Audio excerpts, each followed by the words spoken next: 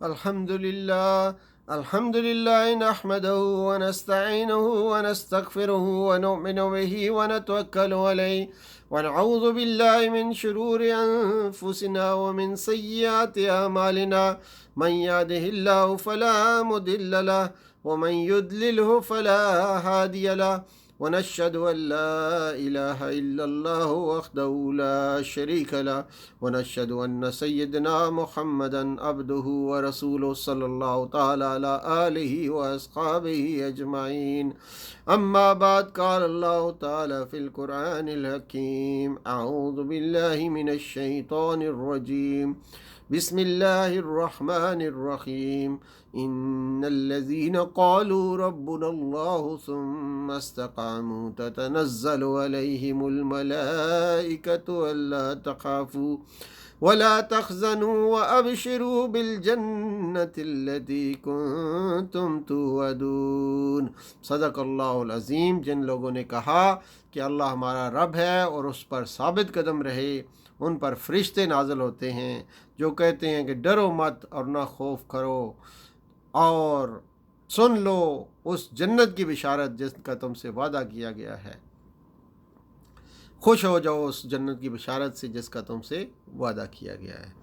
رب اشرح لی صدری ویسر لی امری واحلل عقدۃ من لسانی یفقہوا قولی۔ اللہ پر ایمان کے سلسلے میں ہماری گفتگو جاری تھی، اس میں اب دوسرا اس کا جو تقاضا ہے وہ ہے اللہ تعالیٰ کی جو لوازم صفات کا تفصیلی علم حاصل کرنا، یعنی صفات الہی کی حیثیت اور اہمیت سب سے پہلے دیکھ لیں کہ اللہ تعالیٰ کی صفات کی کیا حیثیت ہے اور کیا اہمیت ہے۔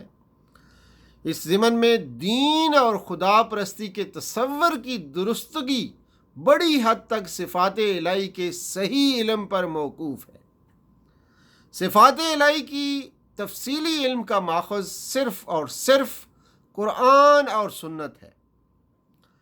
اب لوازم صفات کے ضمن میں یہ بات ہے کہ صفات الہی مجمل علم خواہ اپنی جگہ کتنی بنیادی اہمیت کیوں نہ رکھتا ہو، مگر حقیقی معنوں میں اصل ثابت اسی وقت کہا جا سکتا ہے جب اس میں لوازم صفات کے تفصیلی علم کی شاخیں بھی موجود ہیں۔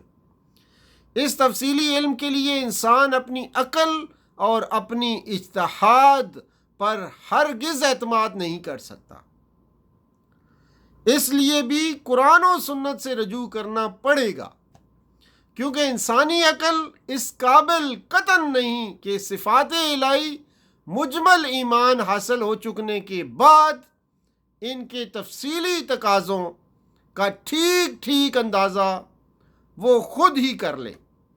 اس لیے اسی کے لیے اللہ تعالیٰ نے انبیاء مفوض کیے اور شریعتیں نازل فرمائی ہیں۔ عقیدہ توحید کے زندگی کے ہر گوشے کے لیے مطالبات ہیں، اور ہر مطالبہ اپنی ایک اہمیت رکھتا ہے اور ہم پر ذمہ داری عائد کرتا ہے کہ استطاعت کے مطابق اس پر عمل کریں۔ مثال کے طور پر اللہ تعالیٰ کی صفت العلیم، یہ ہم سے کیا مطالبات اور تقاضے کرتی ہے؟ سب سے پہلی بات یہ ہے کہ دل کو ہر قسم کے غلط خیالات اور تصورات سے پاک رکھنا۔ دوسرا، ہر کام کرتے وقت اس صفت کو ذہن کے اندر رکھنا۔ تیسرا، غلط اعمال کو چھوڑ کر نیک اعمال میں سبقت کرنا، تقویٰ کی روش اختیار کرنا۔ تو یہ 3 تقاضے اور 3 مطالبات ہمیں یہ صفت کرتی ہے اللہ تعالیٰ کی۔ صفات الہی کے اثر اور عمل کے درمیان ہم آہنگی ہے۔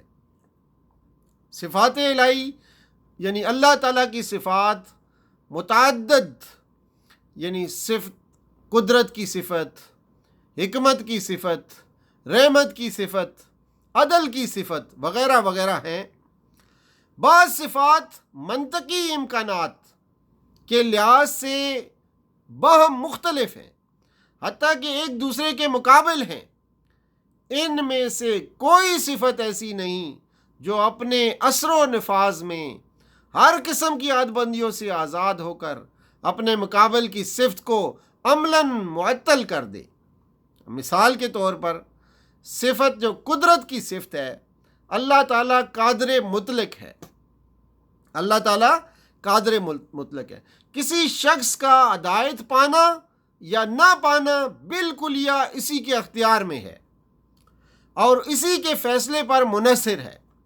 اب اگر اس صفت کے اثر و عمل کی کوئی حد نہیں اور اپنی مقابل کی صفت حکمت کی صفت اور رحمت کی صفت کو عملاً معطل کر کے رکھ دے تو اس کے معنی یہ ہوں گے کہ انسان کا اپنا ارادہ اور عمل کوئی چیز نہیں، نہ اس کے کسی استحقاق یا عدم استحقاق کا کوئی سوال ہے، بلکہ اللہ جسے چاہتا ہے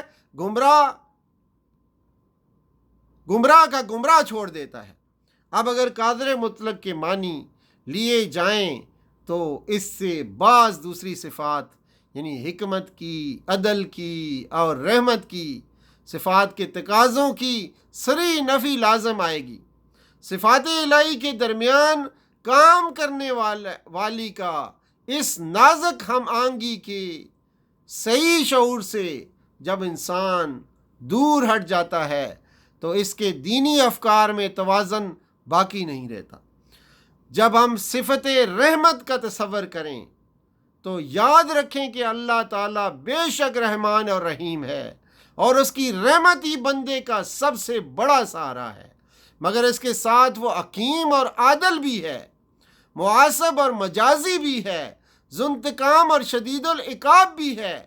جس طرح صفت رحمت کا حق ہے اس کے تقاضے پورے ہوں، اسی طرح باقی صفات بھی اثر و عمل والی ہیں۔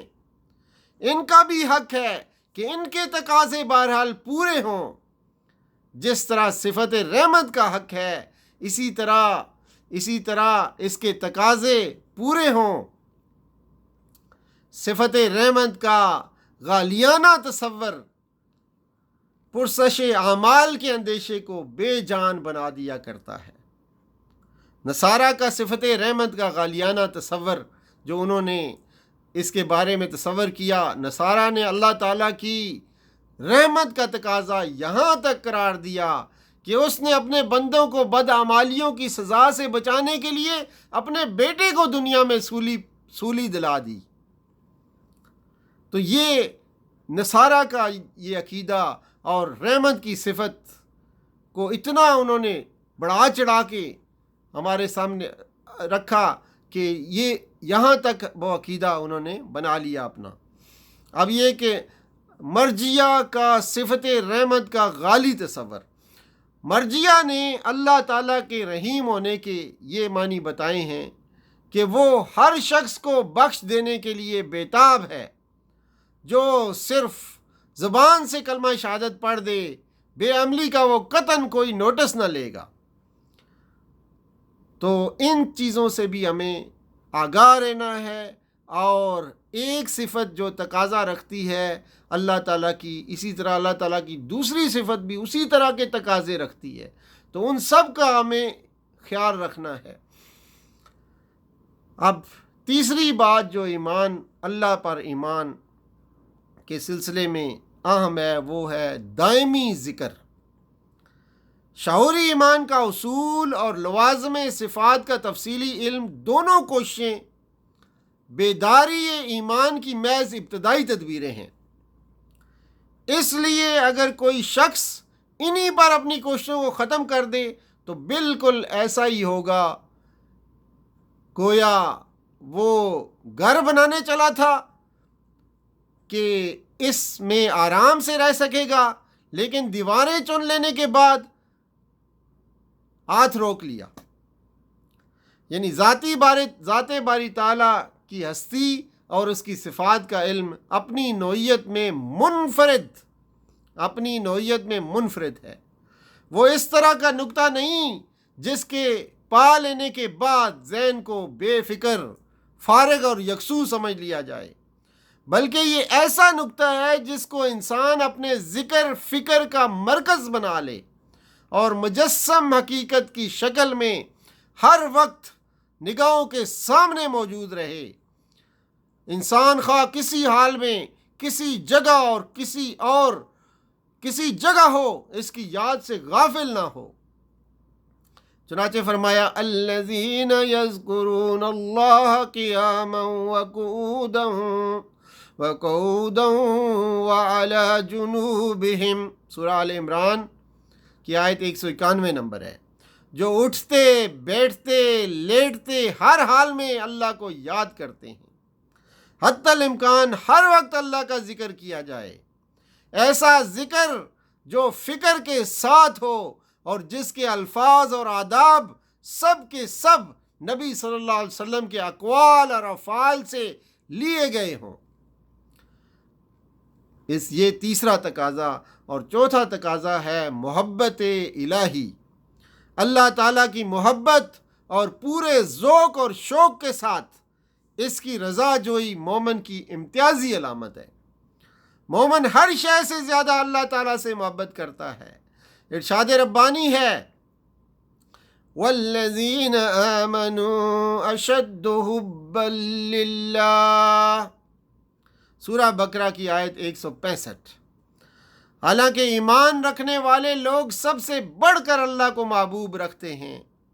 مومن محبت الہی میں اپنی خواہشوں، اپنے رجحانوں، اپنے فیصلوں کو رضائے الہی کے تابع رکھتا ہے۔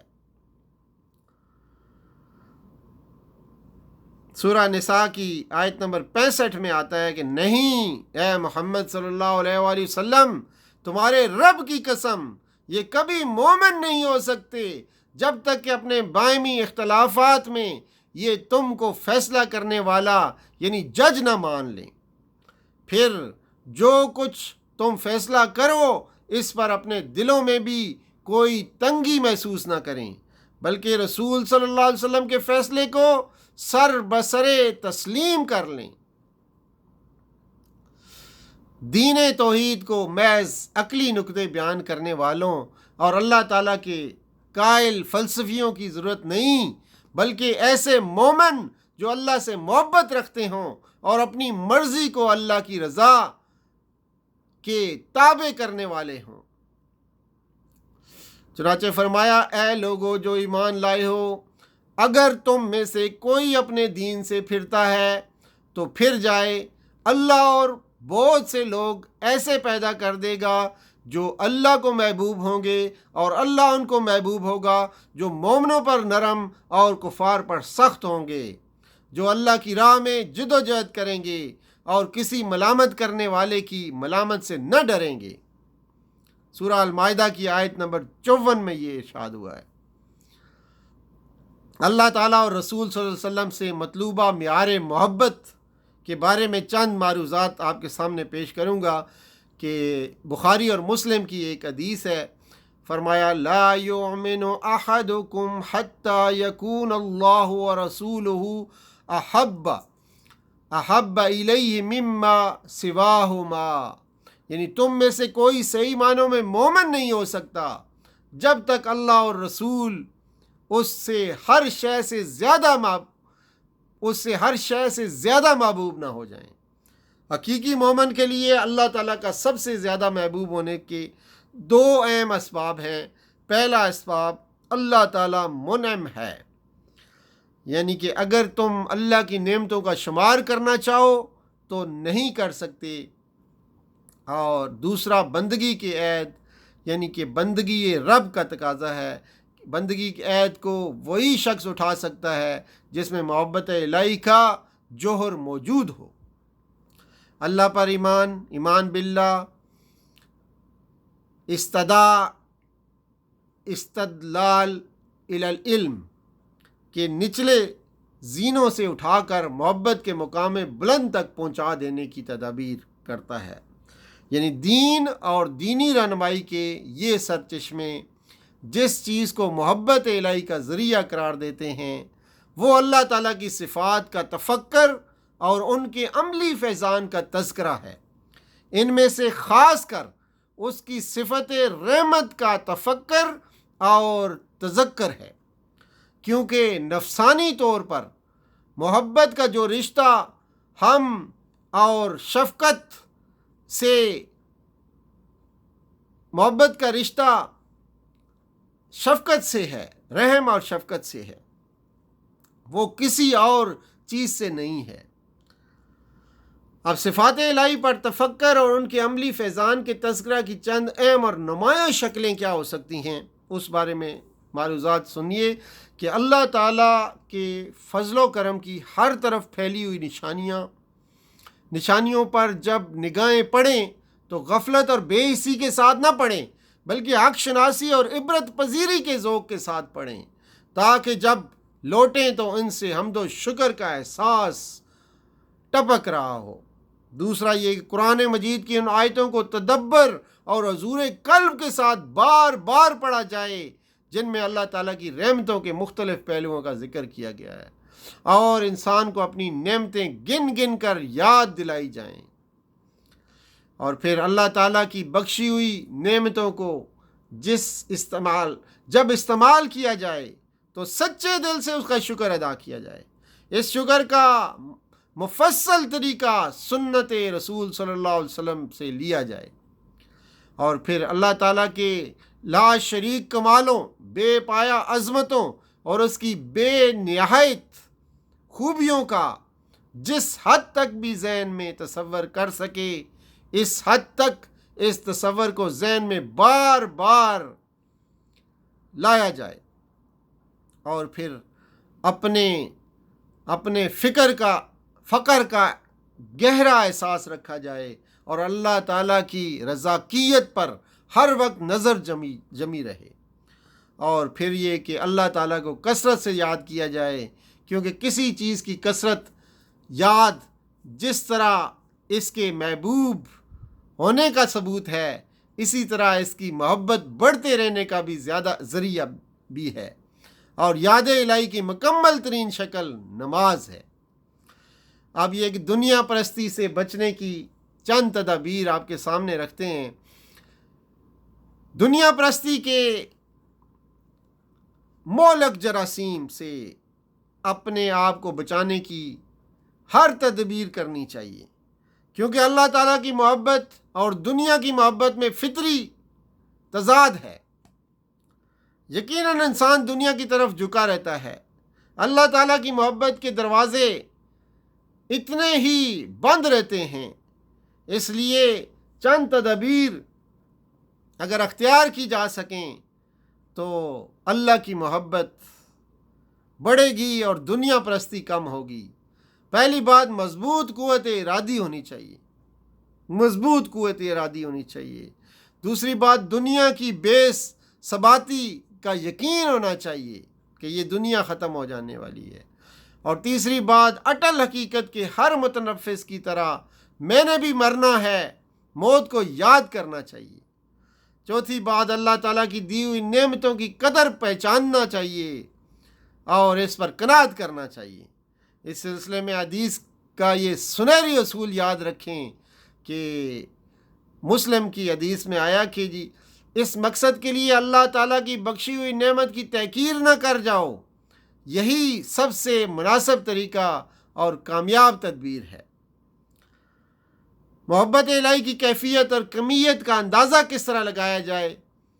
چنانچہ آل عمران کی آیت نمبر 31 میں فرمایا گیا کہ اے نبی صلی اللہ علیہ وسلم، یعنی کہ قُلْ إِن كُنتُمْ تُحِبُّونَ اللَّهَ فَاتَّبِعُونِي يُحْبِبْكُمُ اللَّهُ، اے نبی صلی اللہ علیہ وسلم لوگوں سے کہہ دو کہ اگر تم حقیقت میں اللہ سے محبت رکھتے ہو تو میری پیروی کرو، اللہ تم سے محبت کرے گا۔ پیروی رسول صلی اللہ علیہ وسلم انسان کو اللہ تعالیٰ کا محب ہی نہیں بلکہ اس کا محبوب بنا دینے والی ہے۔ اور پھر اتباع رسول کا مطلب کیا ہے یہ بھی دیکھ لیتے ہیں۔ جس طرح نبی صلی اللہ علیہ وسلم نے بلا کسی تفریق و تقسیم کے اللہ تعالیٰ کے احکام اور ہدایات کی پیروی کی ہے، پوری خوش دلی اور کامل جذبے کے ساتھ، اسی طرح اپنی استطاعت بھر ہم بھی کریں۔ اس کے سوا نہ اللہ تعالیٰ کی محبت کا کوئی مفہوم یا مظہر ہے، نہ اتباع رسول صلی اللہ علیہ وسلم کے معنی ہیں۔ اطاعت